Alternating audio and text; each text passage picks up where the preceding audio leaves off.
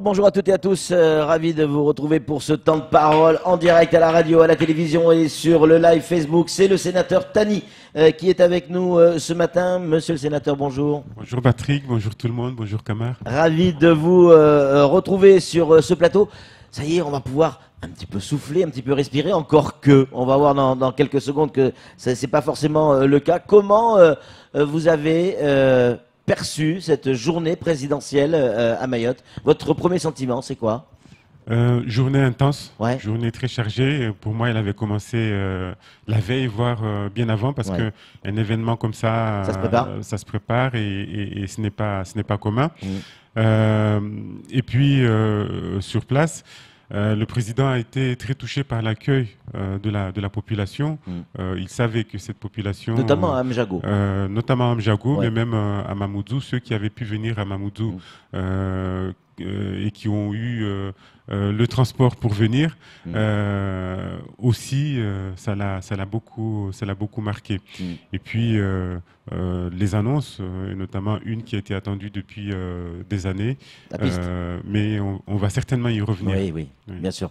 Justement, sur les personnes, il y a eu, selon nos observations, il y a eu la qualité de l'accueil chaleureux, mais il n'y a pas vraiment eu la quantité, en tout cas pas ce qu'on aurait pu imaginer. En tout cas, monsieur le sénateur, pas ce dont à quoi on est habitué, que ce soit du Nicolas Sarkozy, même François Hollande, ou Jacques Chirac, les présidents qui sont venus à Mayotte, pardon, mais il y avait quand même beaucoup plus de monde.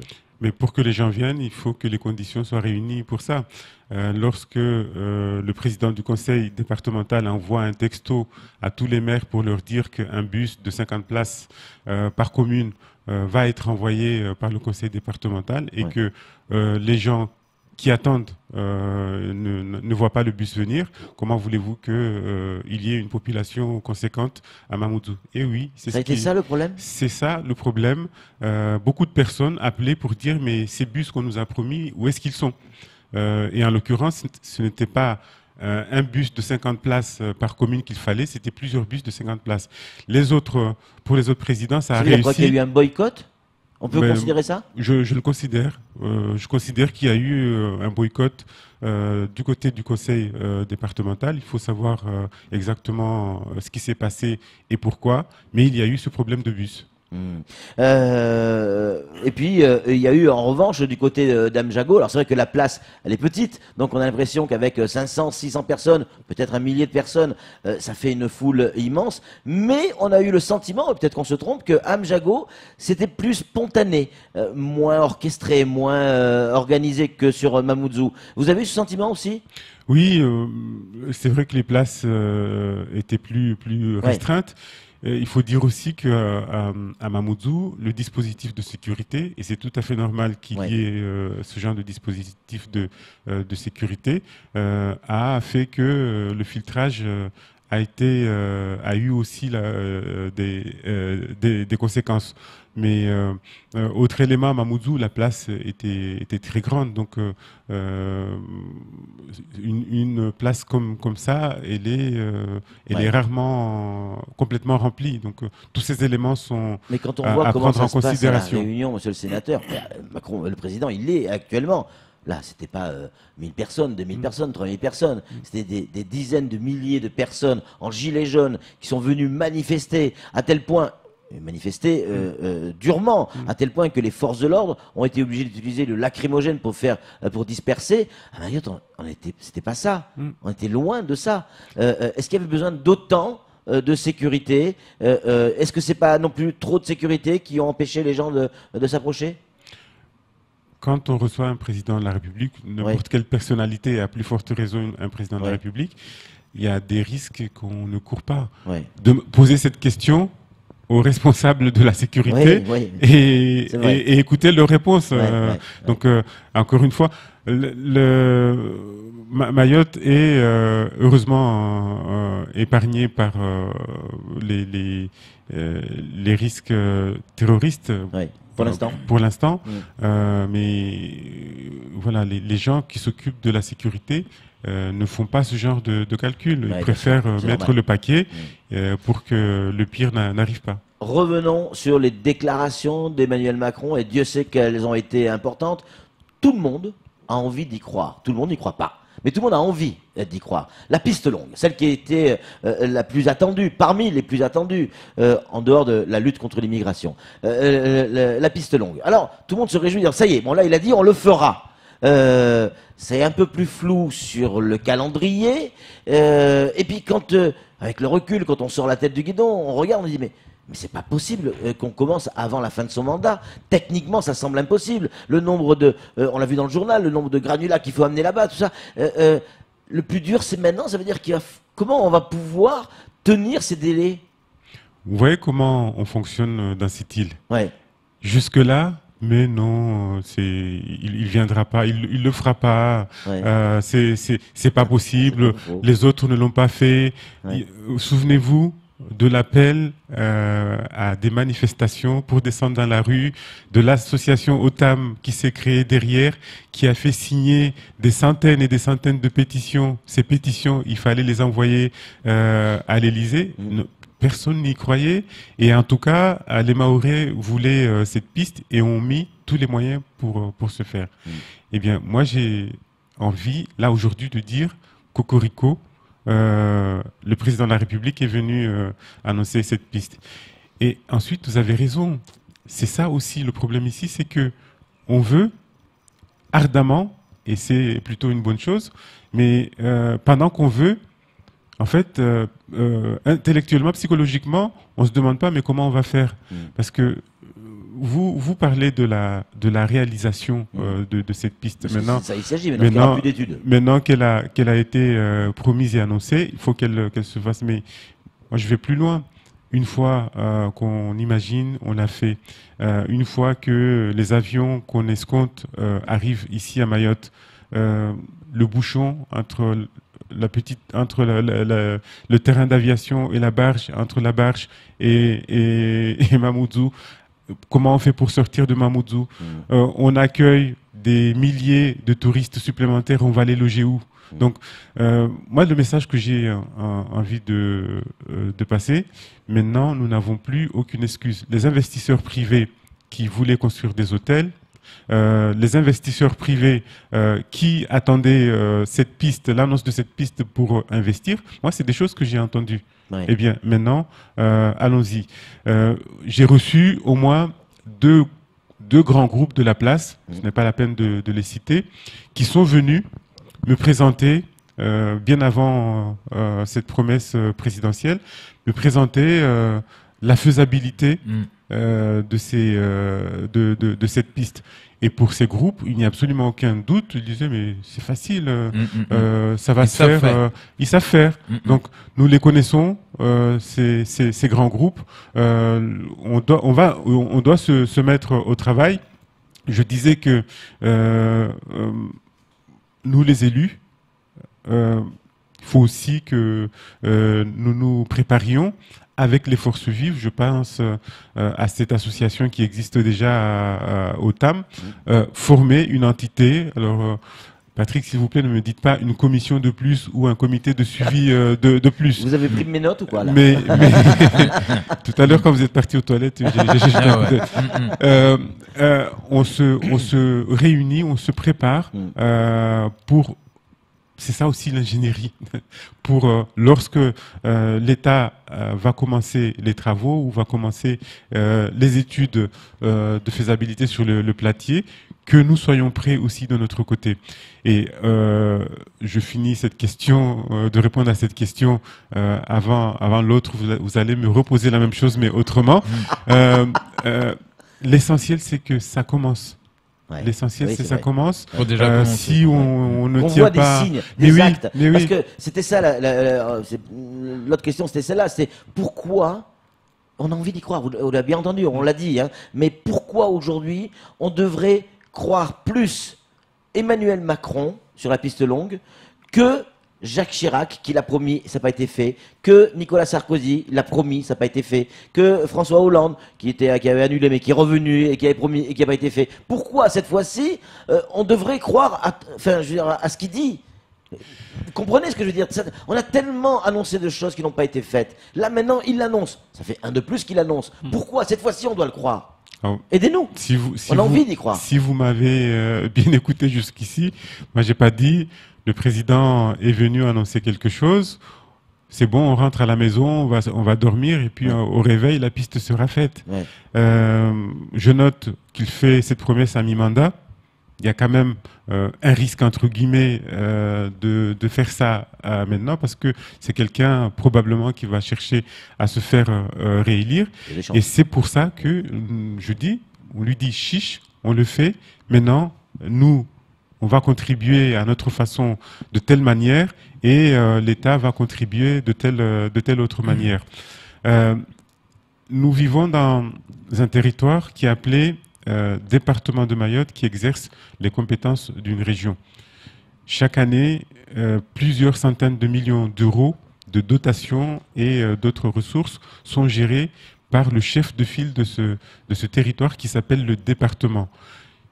Moi, j'en appelle au département, c'est lui qui a le budget, c'est lui qui gère les orientations de cette île, de réunir les élus, de réunir les forces vives pour la piste d'aviation et pour le port, deux annonces majeures, et pour que nous nous préparions, pour que nous fassions valoir aussi nos points de vue. C'est-à-dire que vous, les élus, les parlementaires, entre autres, votre rôle maintenant, ça va être de mettre la pression sur l'Élysée pour dire il faut respecter les délais, il faut y aller. Et ça veut dire quoi, monsieur le sénateur, que si on n'est pas dans les délais, ce sera la faute de nos élus? On n'aura pas fait le travail? Moi, je ne veux pas m'inscrire dans des perspectives comme ça. D'accord. Il faut qu'on soit au rendez-vous. Oui. Et pour être au rendez-vous, pour pas que demain un tel vienne dire mais moi on m'a pas consulté, moi on ne m'a pas. On se prépare. Il faut arrêter avec ce genre de raisonnement pour attendre jusqu'au dernier moment quand c'est trop tard et venir pleurer que telle ou telle chose n'a pas été faite. Kamarboura, une question à vous poser. Alors c'est vrai que le président a dit en atterrissant, j'ai tout de suite compris que votre piste est trop courte. Ça il l'a dit. Est-ce que ça voudrait dire qu'aujourd'hui, le milliard 600 millions qu'on nous donne, est-ce que les 200 millions qu'il annonce pour 200 ou 250 millions, est-ce qu'on va quelque part, si on remarque, en tout cas vous en tant que parlementaire ou élu, on remarque que finalement ça risque de ne pas se jouer comme il l'avait annoncé. Qu'est-ce qu'on fait? Est-ce qu'on va quand même puiser ou piocher un peu dans notre milliard 600 millions? Ou on lui dit non, c'est à vous, monsieur le président, vous lui avez promis 200, 250 millions, donc maintenant, allez les chercher où ils sont, mais nous les attendons. Ou on sera obligé de dire, bon, écoutez, on n'a plus le choix, on avance, on pioche quand même dans notre milliard 600 millions. Ici, on a tendance à tout prendre au premier degré. Les gens devraient plus écouter le faux journal. Lorsque le président de la République a donné cette image qu'en arrivant, en atterrissant, c'est là, bon, c'était bien évidemment un effet de style. Il est déjà venu ici, c'était pas la première fois, donc il avait déjà atterri aussi sèchement. Plus sérieusement et sur le fond, peu importe de là où on va prendre ses sous. Mais pas plus tard que la semaine dernière ou les jours derniers, on se plaignait de non-consommation de fonds et notamment de fonds européens. On nous a toujours dit, mais à Mayotte, c'est pas un problème de sous, c'est un problème de consommation des fonds. Donc de projet. Et de projet. Donc, peu importe là où on va puiser ces fonds. Moi, ce que je peux noter s'agissant de ces grosses infrastructures, c'est forcément ce qu'on appelle des majeurs, des gros groupes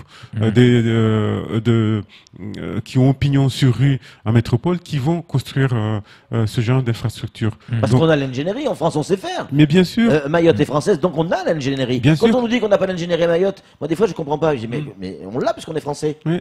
Tout à fait. On va pas demander à l'entreprise Ali et Fils ici d'aller construire la piste. Ils peuvent aider, ils peuvent contribuer. Oui, en participant au lot. Bien sûr. Mais ceux qui vont emporter ces lots, ce sont de gros groupes, on les connaît tous, Colas, Vinci, je ne sais pas qui. Oui. Et eux, ils ont l'ingénierie. Donc, ça sert à quoi qu'on perdre du temps à nous demander comment ça va être fait. Nous, notre contribution, ça sera pas celle-là. Et encore une fois, les gens, ces sociétés ont travaillé leur dossier dans la perspective que le feu vert allait être donné. Monsieur le sénateur, les écoles. Et là encore, annonce. Il a fait mieux que Hollande. Hollande avait annoncé 600 classes, elles n'ont pas été faites. Lui, il annonce 800 classes avant la fin de son mandat. Il reste 2 ans et demi. On a fait des calculs. 800 classes avant la fin du mandat, ça veut dire que tous les jours, à Mayotte, on sort une classe. Je ne parle pas de la classe de la maternité, hein, mais tous les jours, on sort une classe. Ça nous semble, après on n'est pas des professionnels de la construction, mais au rythme où les choses se font à Mayotte, au rythme où on voit les choses se construire, ça paraît impossible. Là encore, est-ce qu'il y a un secret de fabrication, quelque chose qui va permettre de construire ces 800 classes avant 2 ans et demi? Au moins, c'est en phase avec ce qui se passe à la maternité de Mayotte, ouais. où chaque jour, une salle de classe est née, si je puis dire. Et pour les écoles aussi, moi je dirais la même chose. Commençons et on verra bien à la fin du quinquennat comment on aura fait. Il y a une réunion très importante qui avait eu lieu, la presse n'était pas invitée, c'était la réunion avec les élus. Oui. Et plusieurs élus ont posé cette question. Les lourdeurs des procédures administratives, la facilitation, comment aller plus vite. Il y avait les représentants de l'AFD, il y avait les représentants de l'ANRU et d'autres représentants qui faisaient partie de cette délégation. Et la question a été posée. Donc, tous collectivement, il nous appartiendra d'apporter des réponses. Mais encore une fois, moi, l'essentiel, c'est que commençons et on verra bien d'ici la fin du quinquennat où on en sera. Concernant ces classes, ce sénateur qui revient souvent dans les réseaux sociaux, est-ce que Mayotte aujourd'hui est obligé chaque année de construire des salles de classe? Est-ce qu'on va bombarder, on va miner Mayotte de salles de classe parce que en même temps, il y a un moment où on ne pourra plus en construire, il n'y aura plus de foncier. Voilà, c'est-à-dire parce que chaque année, on a un chiffre de 10 000, 9 000, 10 000 naissances. Est-ce qu'on est obligé tous les ans de construire des classes alors que ceux qu'on a déjà, il y en a qui commencent à se dégrader, on doit rénover, on doit faire ci. On a vu le problème qu'il y a à Ouangani en ce moment. Par exemple, est-ce qu'on est obligé de construire tous les ans des classes? Moi, j'aimerais bien que lorsqu'on parle de ces sujets, on arrête les généralités. Partons de chiffres. On a la chance aujourd'hui que l'INSEE fournisse des chiffres de plus en plus fouillés, de plus en plus précis. Donc, il faut demander à l'INSEE combien de personnes sont à scolariser. Ces chiffres sont connus. Combien de salles de classe sont nécessaires pour couvrir le besoin, parce que dans beaucoup de communes, on fonctionne encore en rotation. Donc, il faut déjà se dire, mais combien il en faudrait pour arrêter les systèmes de rotation. Ce sont des sujets pour lesquels des spécialistes avec des données plus précises sont là. Le vice-rectorat, par exemple, si vous voulez avoir des données plus précises, demandez au vice-rectorat de venir ici détailler quelles classes sont nécessaires, mais ne me demandez pas ça à moi. Moi, je suis là avec mes collègues parlementaires pour demander qu'il y ait plus de moyens. On a obtenu ces moyens. Après, ne me demandez pas de faire le service, la construction et le service après-vente. Je vous avoue que moi, ce sont des précisions qui m'échappent parce que je n'ai pas les chiffres. Mais pour la faisabilité, la réalisation, après avoir obtenu les moyens, comment on fait? Il faudra d'autres spécialistes, plus de spécialistes que moi pour vous expliquer tout ça. D'autres sujets beaucoup moins sérieux, mais tout aussi importants. Beaucoup se sont posé la question sur les différents discours, que celui de Mamoudzou ou de Dame Jago. On n'a pas vu le président.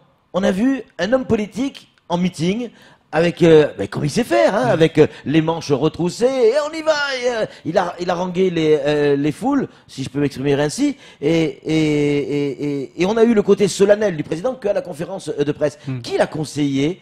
Vous qui êtes proche de lui, enfin vous avez, vous avez son oreille ou il a votre oreille. Enfin, en tout cas, vous partagez les oreilles. Non, mais plaisanterie à part, qui lui a donné ses conseils de le faire comme ça? Qui lui a fait qui lui a appris à dire paquet de show? Alors, il fut un moment, pas si éloigné que ça, où d'aucuns disaient Emmanuel Macron, c'est quelqu'un d'orgueilleux, Emmanuel Macron, c'est quelqu'un qui n'est pas proche des gens. Et puis là, on dit, ah, mais il s'est comporté plus en pote que comme. Faut savoir ce qu'on veut. Ouais. Faut savoir ce qu'on veut. Moi, ce que je note, c'est que nous avons un président de la République qui a su s'adapter à la population à laquelle il voulait s'adresser. Est-ce que le message est passé ou pas? Je pense que le message est passé. Et effectivement, nous avons préparé cette venue, ce voyage, et donné des conseils. C'est vous le Pacacho? Amina Hariti, Ouais. moi-même, Ouais. nous avons été un certain nombre à conseiller ce genre de formule. Ouais. Alors, ce n'est pas que pour faire beau, pour faire rigoler. Ouais. Ça veut dire quoi, Pacacho? À jamais.